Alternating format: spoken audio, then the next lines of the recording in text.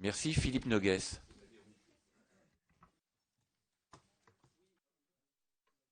Ça marche pas? Si.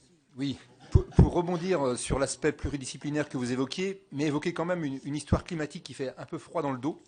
L'association Two Degree Investing Initiative, excusez mon franglais, lancée il y a quelques jours, est soutenue par le Commissariat général au développement durable et une vingtaine d'acteurs, dont la Caisse des dépôts, quand même un gage de sérieux, qui propose des études et des indicateurs permettant de combiner financement et lutte contre le changement climatique, et oui, ça arrive, fait un diagnostic pour le moins inquiétant.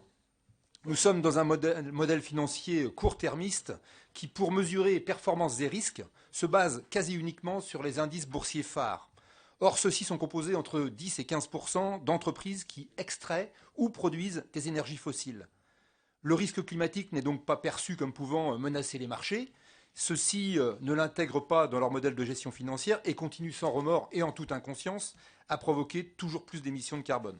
Et l'association fait le constat suivant, je cite, pour limiter le réchauffement à 2 degrés, nous disposons de 450 gigatonnes d'émissions de CO2 d'ici 2050.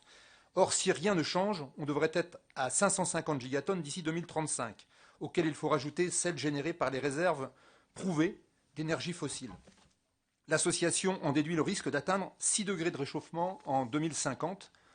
On mesure donc les risques environnementaux, accentués encore par les conséquences financières catastrophiques, notamment pour réparer les dégâts provoqués par les désastres climatiques, conséquences financières qui ne permettraient pas au final de financer la transition écologique, parce que c'est aussi un enjeu, et de favoriser de nouveaux modèles économiques générant moins d'émissions carbone.